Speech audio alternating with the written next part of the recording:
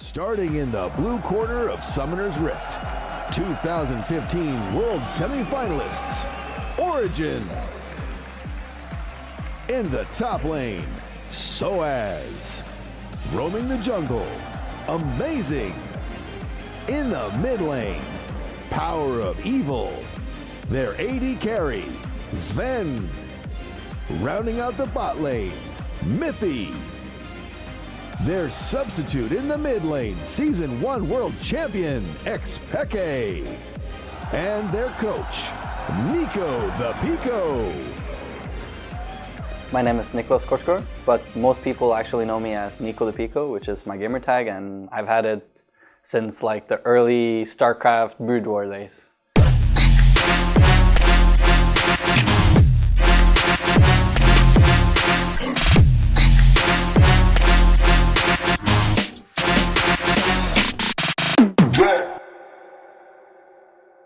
I come from the very far north of Norway, and the name actually comes from my little sister when she was young.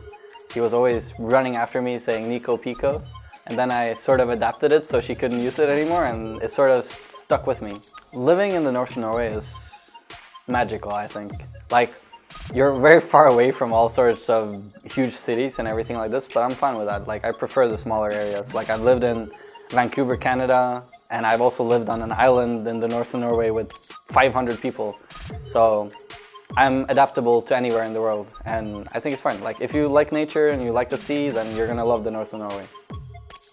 From a very early age, I was very much into gaming and into competitive gaming. I started with StarCraft Brood War, and I was following the Korean scenes in 144p on streams online, and when YouTube came out, I was watching VODs all day long on Brood War.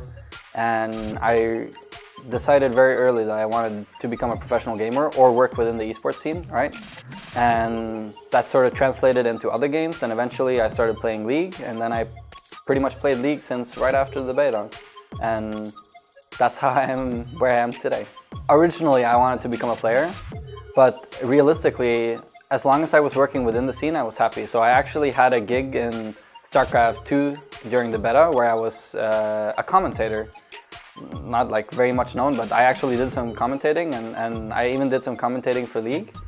I was a player in League at a very high challenger level. I had, at some point, my team had rank 1, 2, and 3 on the ladder, on the team ranked ladder in Europe. And we were going to qualify for the Challenger Series in 2015. And about a month and a half before the qualifier, I got sick and I lost my voice.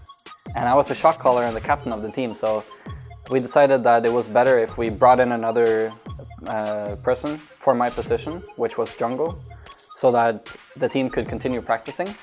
And while I was sick, I stepped in as the coach for the team, and all the players wanted me to be the coach. So I ended up randomly coaching my team, and it worked out really, really good.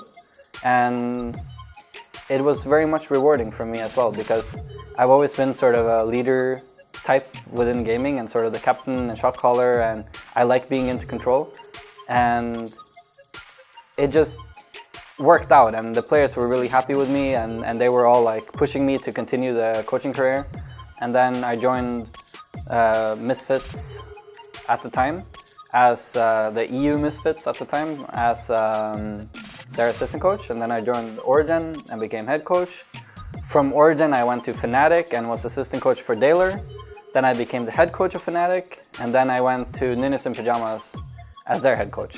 Since Ninjas in Pyjamas, I've worked privately and freelance coaching for all over the world, and I've coached like 400 students plus, and I also made an online course which has had like 400 students plus as well. And I've coached maybe 10 to 20 teams privately, but not LCS level teams, but still high level teams. The highlight of my coaching career, right? I joined Origin in 2016 in the spring split, and the team was at 8th place at the time. And the team was sort of crumbling on the inside. And I came in there and we were able to sort it out, and we ended up going all the way to the final in the spring split. Somehow, some way. It was magical. But in that run, we played a semi-final versus H2K. Probably in H2K, right?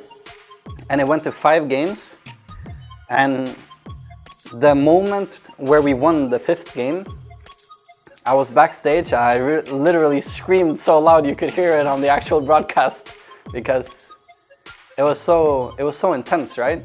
You're fighting for your career, and for me, it's like half a year ago I sold my car to be able to continue doing esports for 2 more weeks, right?